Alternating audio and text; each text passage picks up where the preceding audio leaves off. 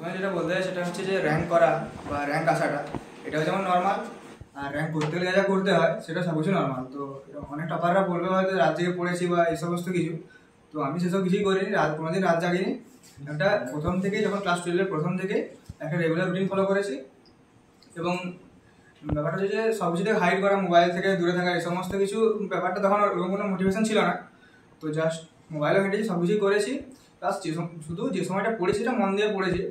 আর এই টিউশনে মানে ম্যাথে যে মানে প্রথম থেকে যে পরীক্ষাগুলো হতো সেগুলো সবসময় ফুল মার্কস আনার চেষ্টা করতাম। তো আমার যেটা মনে হয়েছিল যে এক্সামটা কেবলমাত্র প্রিপারেশান কেবলমাত্র ওই দিনে হয় না, বা একদম ফাইনাল ডেতে গিয়ে ফাইনাল প্রিপারেশান মানে গিয়ে ওই ফাইনাল ডেতে নিজের পারফরমেন্স দেখানোটা ঠিক নয় বা ওটা সম্ভব নয়। তো প্রথম থেকে যদি প্রত্যেকটা দিনকেই যদি আমার এক্সামের ডে মনে করি, তাহলে আস্তে আস্তে করতে করতে এটা ফার্স্ট হওয়াটা এটা মানে কি হ্যাবিট হয়ে যায়। সব দিন করেছে এটাও সব একটা পরীক্ষা, এই পরীক্ষাগুলো আমার সব দিন মনে আছে। একটা পরীক্ষাতে মাত্র 60-এর মধ্যে 49 একদিনই পেয়েছিল, আর প্রত্যেকটা তো সব দিন কিন্তু ফুল। তার মানে প্রিপারেশনটা সেইভাবেই নিয়ে আসে যে আমাকে ফুল পেতে হবে।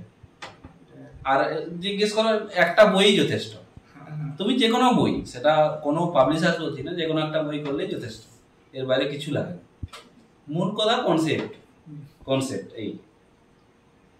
আর একটা স্যারের কথা শুনতে হবে আর কি, এইসব নোটস দেওয়া হয় সেগুলো করতে হবে, একটু প্র্যাকটিস করতে হবে, যা বলা হবে ওটা করলেই যথেষ্ট। আর